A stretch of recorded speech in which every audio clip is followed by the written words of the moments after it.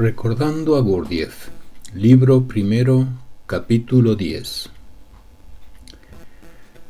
La dirección de Miss Madison se convirtió automáticamente en algo con lo que pudimos convivir sin más problemas.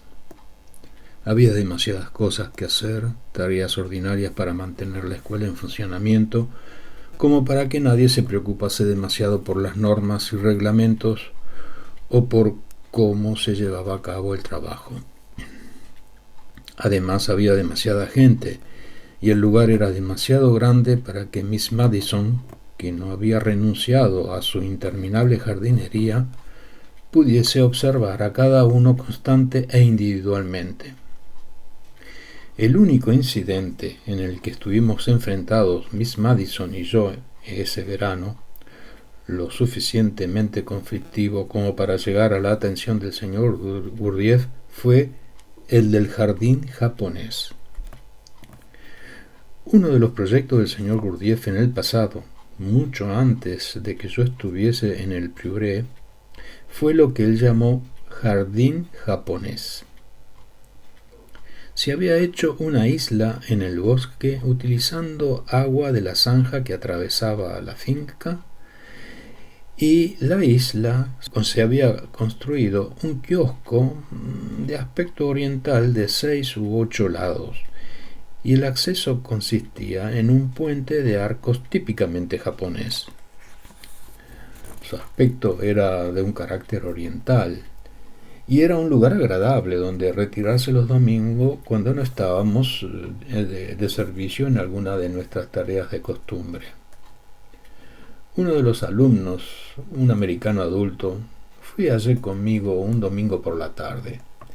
Era un recién llegado al Prieuré, y si yo no recuerdo mal, la razón por la cual fuimos allí fue que yo le estaba mostrando la finca. Era una práctica de costumbre en aquella época. Uno de los niños enseñaba los 75 acres de propiedad y mostraba las huertas de vegetales, el baño turco, el emplazamiento y los proyectos actuales, etc. Mi acompañante y yo nos detuvimos a descansar en el jardín japonés, y él me dijo en tono burlón que aunque la intención fuese un jardín japonés, los dos bustos de escayola que había justo delante de la puerta del kiosco, uno a cada lado, de Venus y de Apolo, lo echaban a perder. Tuve una reacción inmediata de ira.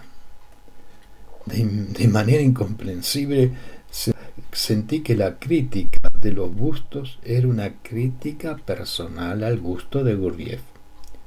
Por motivos contradictorios y con bastante atrevimiento, le dije que eso tenía remedio, y rápidamente arrojé los bustos al agua. Recuerdo que de alguna oscura manera sentí que estaba defendiendo el honor de Gurdjieff y de su gusto. Miss Madison, cuyas fuentes de información siempre habían sido un enigma para mí, se enteró. Horrorizada, me dijo que esa destrucción voluntaria de los bustos no podía pasar desapercibida, y que informaría al señor Gurdjieff de lo que había hecho en cuanto llegase de París. Como su próxima vuelta de París fue el fin de semana, vino acompañado de varios huéspedes que llegaron con él en su coche, además de muchos otros que llegaron en sus propios coches o en tren. Como de costumbre, al volver de algún viaje, todos los alumnos se reunieron después de la comida en el salón principal del castillo, como en una asamblea de accionistas. En presencia de todos, él escuchaba el informe formal de Miss Madison, que comprendía los acontecimientos generales que se habían desarrollado durante su ausencia. A continuación, Miss Madison hacía un resumen de cualquier problema que hubiesen surgido y que pensase que requerían su atención. En esta ocasión, ella estaba sentada a su lado, sujetando su libreta negra firmemente en su regazo, y le dijo brevemente y con seriedad, pero no lo suficientemente alto para que pudiésemos oír. Cuando terminó, él le hizo una seña para que se sentase en una silla y pidió que se acercase quien hubiese destruido las estatuas del jardín japonés. Avergonzado por la presencia de todos los alumnos y de bastantes huéspedes distinguidos, me adelanté abatido, furioso conmigo mismo por mi gesto disparatado. En aquel momento no pude pensar en justificación alguna para lo que le había hecho. Gurdjieff, por supuesto, me preguntó por qué había cometido esa falta y también si me daba cuenta de que la destrucción de la propiedad era de hecho un delito. Dije que me daba cuenta que no debería haberlo hecho, pero que lo había hecho porque las estatuas eran de una época y civilización equivocadas históricamente, y que en principio no deberían haber estado allí. No involucré al americano en mis explicaciones. Con un sarcasmo considerable, Gurdjieff me comunicó que aunque mi conocimiento de historia fuese impresionante, yo había destruido estatuas que le pertenecían, que él personalmente era el responsable de su colocación en ese lugar y que de hecho le gustaban las estatuas griegas en jardines japoneses, y de todas formas en ese jardín japonés en particular. A la vista de lo que había hecho, él dijo que debía ser castigado, y que mi castigo consistiría en renunciar a mi, entre comillas, dinero para chocolatinas. Era su expresión para el dinero para gastos de los niños, a fin de reponer las estatuas. Y dio instrucción a Miss Madison para que averiguase el coste de reposición y me cobrase esa cantidad sin importar cuánto tardase en hacerlo. A causa de mi situación familiar, pues James y Margaret casi no disponían de dinero en aquella época, y con certeza ninguno para darnos. Yo no tenía ningún dinero para chocolatinas, entre comillas. Al menos no lo tenía con regularidad.